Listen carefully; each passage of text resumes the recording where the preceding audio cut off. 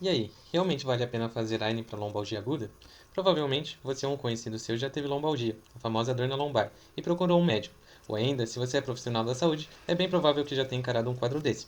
Lombalgia, definida como dor, tensão muscular ou rigidez na região lombar inferior, é um dos problemas de saúde mais prevalentes no mundo inteiro e uma das maiores causas de anos vividos com incapacidade. Podendo afetar de 60 a 70% das pessoas nos países industrializados, é uma importante causa de absenteísmo e limitações de atividades, além dos grandes impactos econômicos que estão presentes. Pode ter diversas causas, como a má postura, infecções, hérnia de disco e artrose. Entretanto, na maior parte dos casos, em cerca de 85%, não apresenta um fator causal único e facilmente identificável, sendo considerada inespecífica. Por isso, é bem provável que o médico ou a médica procurados por você ou pelo seu conhecido tenha receitado algum anti-inflamatório para melhorar essa dor, os AINES, uma vez que essa classe de medicamento diminui as prostaglandinas formadas em condições de dor e inflamação, inibindo as enzimas ciclooxigenases. Mas será que isso é certo? Será que essa prescrição foi embasada cientificamente de acordo com as melhores evidências disponíveis ou foi só pelo costume? E você, profissional da saúde, está propondo o melhor tratamento para o seu paciente?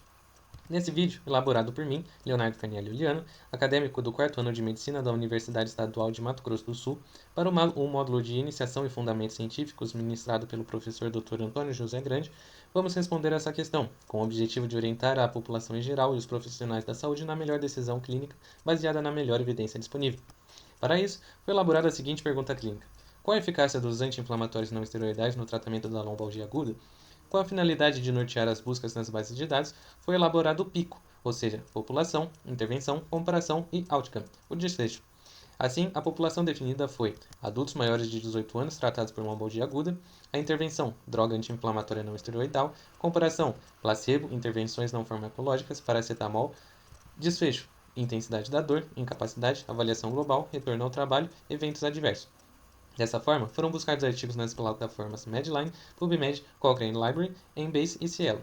De 6 artigos encontrados sobre o assunto, foi selecionada uma revisão sistemática da Cochrane como melhor evidência disponível, com o título Non-Steroidal Anti-Inflammatory Drugs for Acute Low Back Pain, publicada no dia 16 de abril de 2020.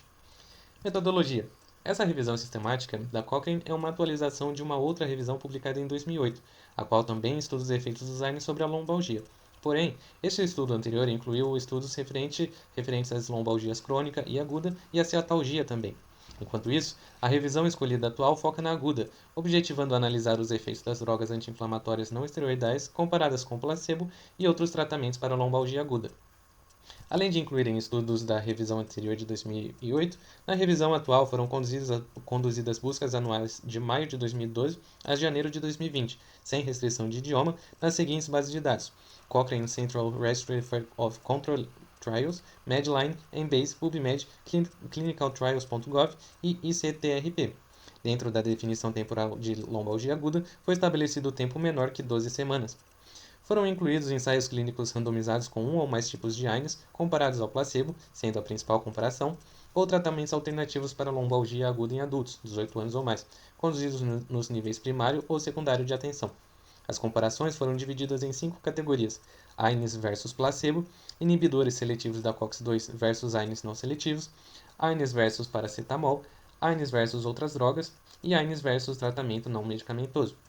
Foram analisados os efeitos do tratamento para os seguintes desfechos primários: intensidade da dor, estado funcional específico de dor nas costas, medida global, efeitos adversos e retorno ao trabalho.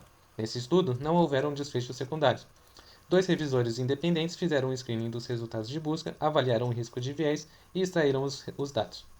Analisando o fluxograma Prisma, pode-se entender a anatomia do estudo. 53 estudos identificados da revisão anterior de 2008 foram incluídos inicialmente, 5.786 de junho de 2007 a janeiro de 2020, 4.637 foram excluídos pela leitura dos títulos e resumos e, subsequente, 96 publicações foram analisadas inteiramente. Dessas, 44 foram excluídas por não serem ensaios clínicos randomizados, não envolverem lombalgia aguda, AINES não avaliados separadamente e 5 por outras razões. No total, 32 publicações foram incluídas na atualização, 26 da anterior e 6 novas publicações. Por fim, 13 estudos foram incluídos na meta-análise.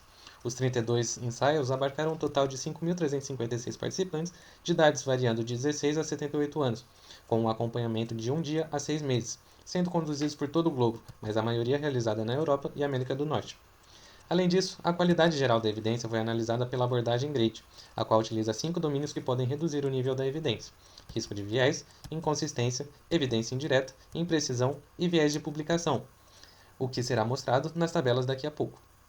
As medidas do efeito do tratamento foram utilizadas segundo o Cochrane Handbook for Systematic Reviews of Interventions, onde variáveis dicotômicas foram analisadas pelo Risk Ratio, enquanto variáveis contínuas pela diferença entre médias, quando o mesmo instrumento foi usado para medir desfechos, ou a diferença média padronizada, quando diferentes instrumentos foram utilizados. A incerteza foi expressada por intervalos de confiança de 95%. Como se trata de uma revisão sobre o uso de AINES, é importante analisar a heterogeneidade dos estudos, uma vez que o tipo de AINE administrado pode variar, além da dosagem, apresentação, duração do tratamento e a população estudada. Para isso, foi utilizado o I-quadrado. Valores acima de 75% não foram plotados nos gráficos de Forest. Enquanto isso, valores entre 40% e 75% passarão pela decisão dos dois revisores independentes. Análises de subgrupos foram planejadas, mas não foram possíveis pela falta de dados. Para se obter uma diferença clínica minimamente relevante, foi adotado um corte de 10% estabelecido por consensos internacionais para a escala analógica de dor, para o questionário de incapacidade de Roland Morris e para o índice de incapacidade de Overstreet. E em relação aos vieses dos estudos, utilizou-se o handbook, no qual são avaliados os seguintes componentes: geração de sequência aleatória, ocultação de alocação, adequação de mascaramento, desgaste, relatórios seletivos e outros vieses, marcando os estudos em baixo, incerto ou alto risco de viés. As análises estão sumarizadas nas seguintes figuras. Dos 32 estudos incluídos, apenas 7 possuem baixo risco de viés. A fonte mais comum de vieses foi devido à informação insuficiente, por exemplo, no método de randomização e ocultação de alocação e na performance. Além disso, a maioria não registrou seus protocolos de estudos, o que aumenta o risco de viés de reportagem. Cabe ainda ressaltar que quase metade dos estudos foram financiados ou patrocinados. Resultados principais. AINES versus placebo foi a comparação principal. Uma segunda tabela para inibidores seletivos da COX-2 versus AINES não seletivos foi adicionada, uma vez que os autores consideraram uma comparação clínica importante. Os 5 desfechos primários foram inseridos nas tabelas por serem julgados importantes. Vamos analisar as tabelas. Primeiramente, temos a comparação principal da revisão entre AINES e placebo. Na intensidade da dor, utilizando a escala visual analógica de 0 a 100, foram considerados 4 ensaios clínicos randomizados, com 815 participantes. A intensidade média da dor no grupo placebo variou de 7,9 a 33,9, enquanto que, no grupo com AINES, foi 7,29 inferior. Entretanto, utilizou-se a mínima diferença relevante, o corte de 10. Portanto, os AINES mostraram-se ligeiramente mais eficazes que o placebo em reduzir a intensidade da dor em pacientes com lombalgia aguda. Porém, a magnitude desse efeito não é clinicamente relevante. A qualidade dessa evidência, segundo o Grade, é moderada, sendo rebaixada em um nível devido ao risco de viés, onde 25% dos participantes são oriundos de estudos com alto risco de viés.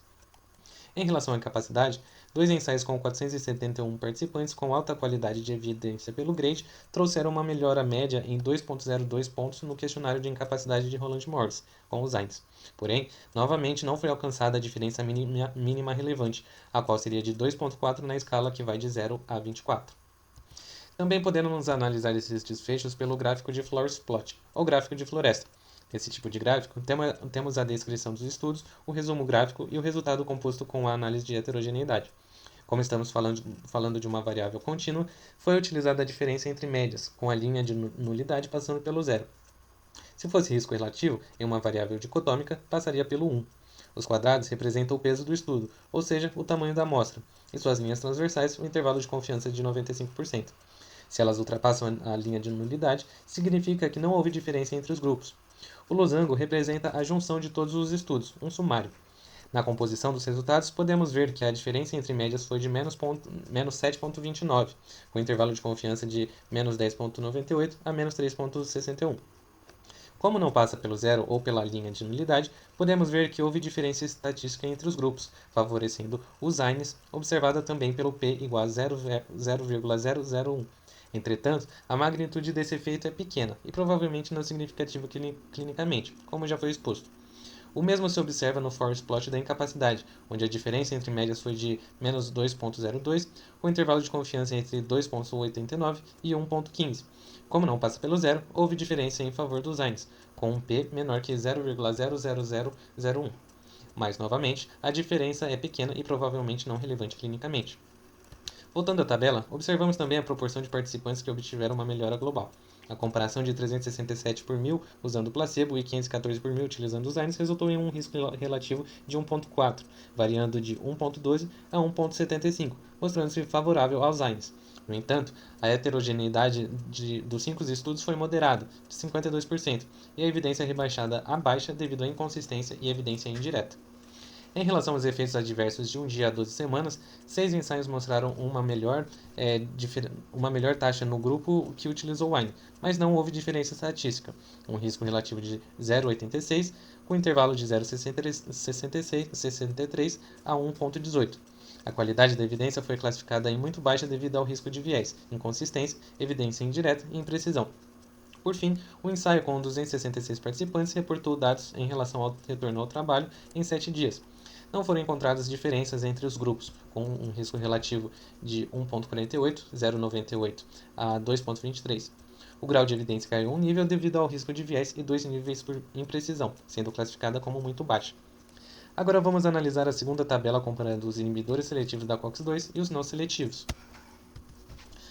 Houve uma redução de 2,60 na média da intensidade da dor no grupo que utilizou os inibidores seletivos em 2 estudos com 437 participantes, mas não houve diferença entre os grupos, com uma variação de menos 9,23 a 4,03 no intervalo de confiança de 95%. A evidência foi considerada baixa devido ao risco de viés e inconsistência. Em relação à capacidade, Pojolai em 2000 reportou uma melhora substancial da nimesulida em relação ao ibuprofeno, diferença entre médias de menos 7, com intervalo de menos 13,15 a menos 0,85, sendo clinicamente relevante. Maitmenes, 2007, encontrou melhoras similares entre valdecoxib e diclofenaco, não demonstrando diferença. A qualidade das evidências caiu um nível devido ao risco de viés, sendo considerada moderada. Também podemos analisar a intensidade da dor pelo gráfico de Forst, mostrando que não há diferença entre os grupos.